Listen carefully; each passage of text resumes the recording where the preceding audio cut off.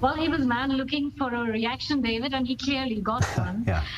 For obvious reasons. I mean, he has a history of making provocative, controversial statements for attention, and ideally, we should just ignore the man. But it's difficult to do that, because for most of us, this is intensely personal. And I don't just mean our grandparents and their parents who went through the entire freedom struggle and participated in the movement, but even for us, in our generation, very often we find ourselves saddled with colonial baggage and we need to shrug it off. And it is an uphill task even today. So clearly he was looking for a reaction, he got one, and as expected, what can I say?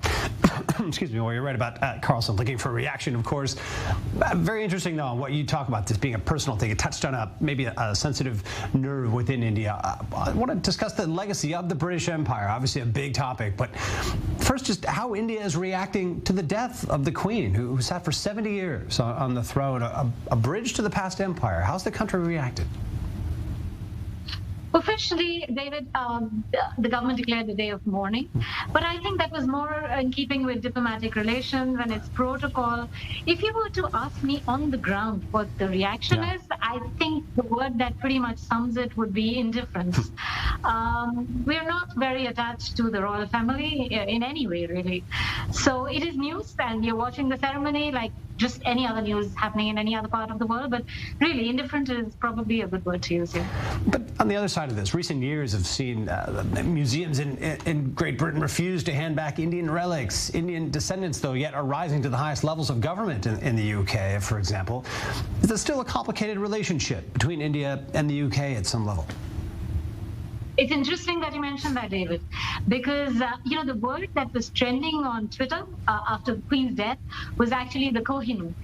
So, I mean, that itself can kind of explain how important and sentimental this can be, right? It is more than just being a piece of diamond, a piece of stone.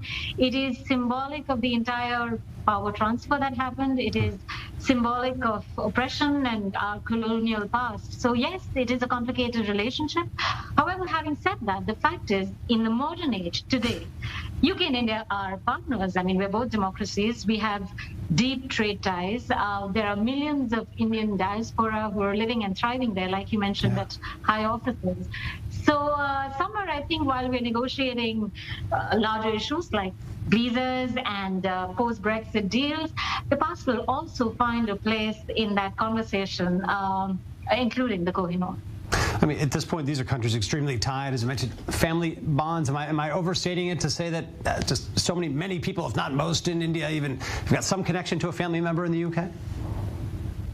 No, we're 1.4 billion, David. Yes. So no, I wouldn't go that far. Okay. But yes, I mean, if you talk of separation, yes, of course. I mean, I don't have the number on hand, but there is a huge, and I don't just mean in terms of number, even in terms of cultural exchanges. I mean, small things to large things. There is this whole understanding of how we work. I mean, to give you a really frivolous example, I mean, generations have been brought up on Enid Blyton and scones and crumpets.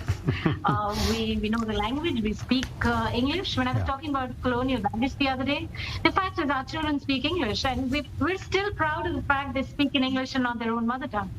Those are things which, like I said, it could be baggage on one side, and on the other side, you look at it as an opportunity. But we go back a long way. The history you can't erase history. The point is not to argue and bicker about the past, but hopefully look forward and move ahead. Ekta Kumar joining us from New Delhi. Thank you so much for your time on the program today. Thank you, Dave.